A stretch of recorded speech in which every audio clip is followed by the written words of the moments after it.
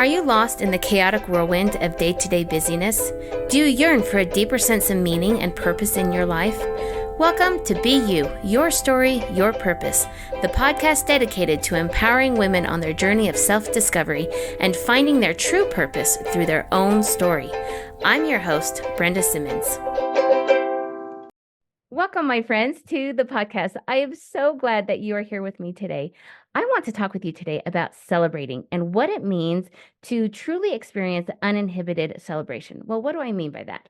Uninhibited celebrating means that there is nothing mentally or emotionally blocking us from acknowledging and expressing joy, expressing appreciation or recognition for some kind of a significant event, some kind of achievement or milestone or special occasion.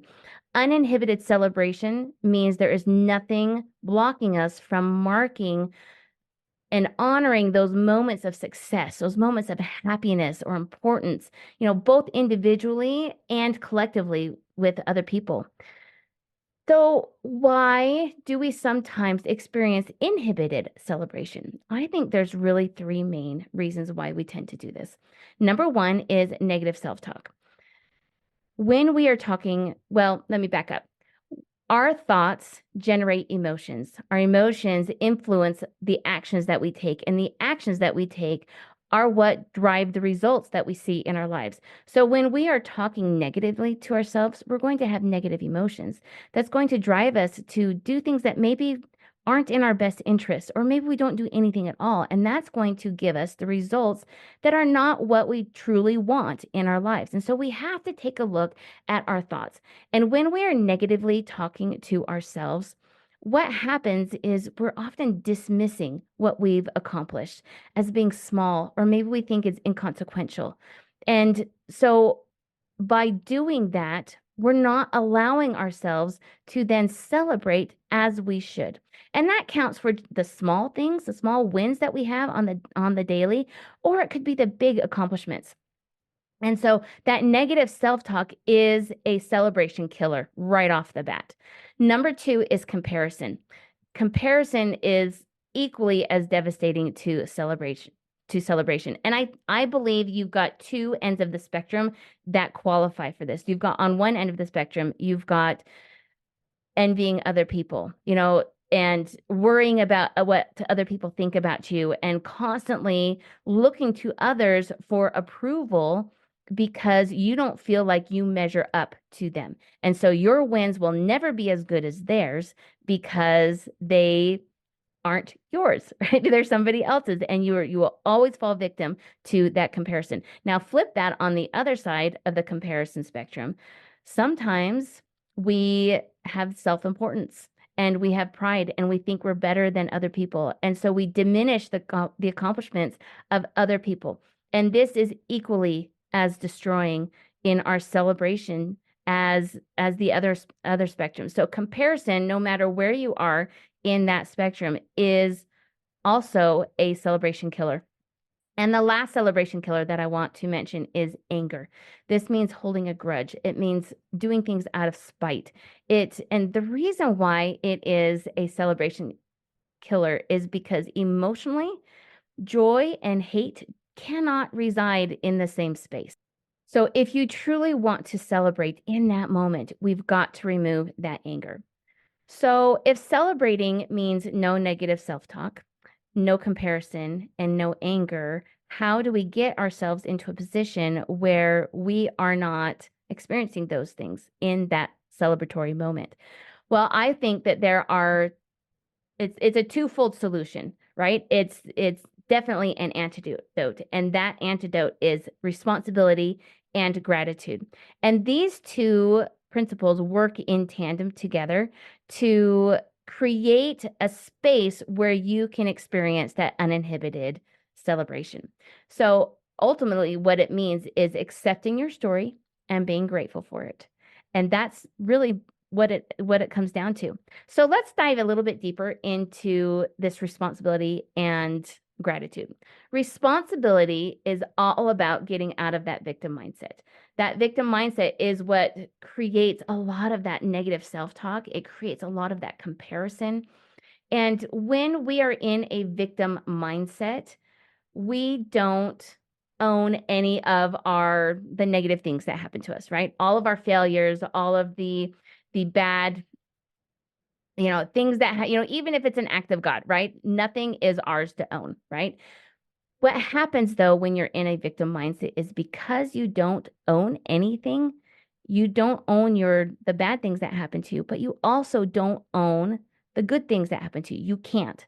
It just doesn't work that way. And you're always going to give that responsibility, at least on a subconscious level, to someone else, because in your brain, you don't own it. You're giving that responsibility to someone else.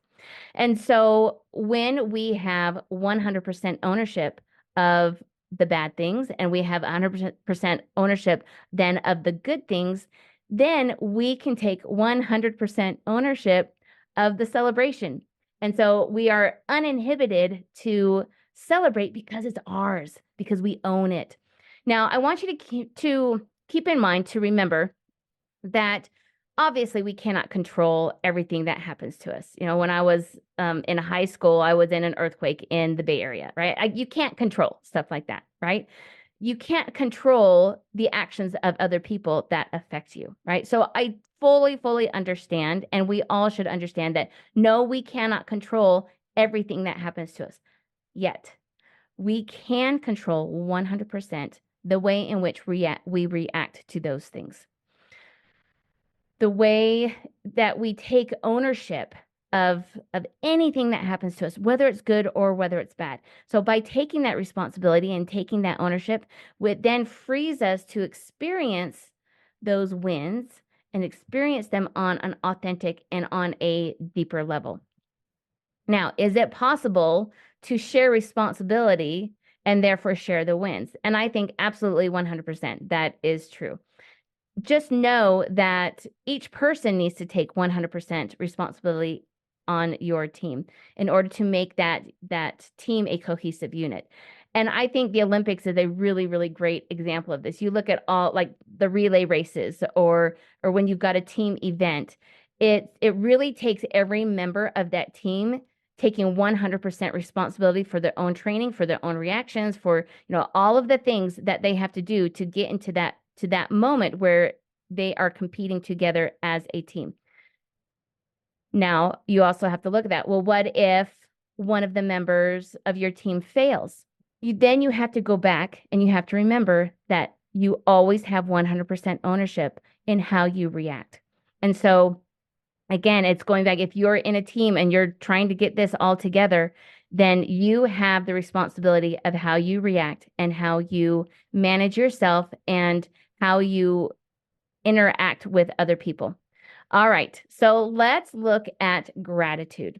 Gratitude works in tandem with responsibility, where responsibility is recognizing and accepting our role in the win. Gratitude acknowledges that we wouldn't be where we are without the help of those around us and the circumstances that led to the win. There are some things that we cannot control that give us wins. Like you look at people who are born wealthy, right? They have certain successes that are granted to them that other people have to work really hard for, right? And so there are some things, good and bad, that we can't control, but we can always control the gratitude and the humility that we feel for those things. We can always be grateful for our circumstances. We can always be grateful for those around us who are mentoring us, who are friends to us, who can help us along the way. So where responsibility removes envy, gratitude removes pride. And this is both that comparison, right? The better than and the lesser than, right? Responsibility and gratitude together allow space to clear out anger, to clear out the grudges, to do things for a positive intent rather than out of spite. So what happens really? So now we know kind of how it just on a surface level, how they work together. But let's go a little bit deeper in how they work together. Like what are the results of when responsibility and gratitude are used regularly? Well, there's a lot of things that happen. Number one, it really enhances our awareness. And remember, all of these things are going to go back to our increased capacity to celebrate and to experience joy on a really deep level. So when you take responsibility and when you express gratitude, it really enhances your awareness, right? And so this means that we are more aware of our achievements and aware of the good things in our life. And this then prompts us to recognize them and to celebrate them.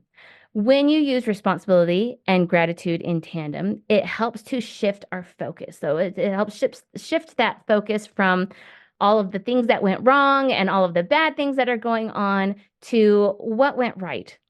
And the interesting thing about this is when you really think about it, those wrong things that happen are really wins as well because you can learn from them. And that's what responsibility and gratitude do. It helps us to learn from our mistakes. And that ultimately makes those mistakes wins as well. It's falling up, right? When you use responsibility and gratitude together, it also boosts our positivity. How could it not, right? So responsibility and gratitude, they increase the overall positive feelings, and this can reduce stress.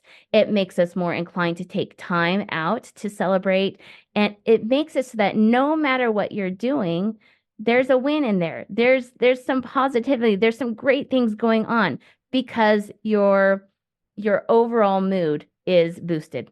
They also encourage mindfulness. And what I mean by this is they help us to live in the moment, to appreciate the successes without being preoccupied with future goals or past failures. And so being able to celebrate in that moment because you have taken responsibility and that, those things that have happened to you are your own.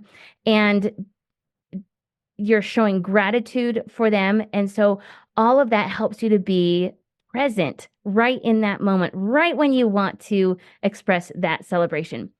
And then finally, taking responsibility for our actions and expressing gratitude to other people fosters stronger relationships. And this helps us to celebrate uninhibitedly because who likes to celebrate alone all the time? It's so much more fun when we celebrate with other people. And when we have strong relationships, that makes that celebration all the sweeter. Because really, what happens when we are doing those things, we're creating a supportive environment. We're creating an environment of trust and where other people know that, yeah, they can celebrate wins with you, but you're also going to celebrate the wins with them. They're just as important as you are. And that makes a huge circle of trust that is really, really strong. Combining responsibility and gratitude opens our capacity to experience joy, to experience true celebration. And interestingly, they also magnify the size of the win. They make your wins so much more bigger because you're able to share them with other people. You're able to be present in that moment. You're able to really focus on the good things that happen and the true wins. And true meaning even the failures that you're experiencing, making those a win as well. It helps us to be aware of all of the wins that we are experiencing, both on a small level and on a big level. I hope this helps you to understand a little bit more about how we can celebrate truly and how we can experience joy in the moment. I encourage you to take the time to really do a self-evaluation with this and see where are you at with taking responsibility in your life? Where are you at with your level of gratitude for the things that happen to you? How can you improve each of those? And what are the effects of doing those in your life? How do you think that's going to make a change? And then try it out. See what it looks like. See if it makes a difference in your day-to-day life and also in those big celebrations. Especially if you're coming up on a big celebration, maybe take some time to really do some reflection so that you can go into that celebration just feeling absolutely free to celebrate. I hope that this has been beneficial to you. If you know of somebody who could use a little understanding in how to celebrate their wins a little bit deeper, please share this with them. And I hope that you understand that your purpose is in your story and we're building it every day. Until next time, take care. Celebrate your dreams, let them take flight, for you are a star, shining bright in every step you take. Let your light glow, being you is the greatest way to grow.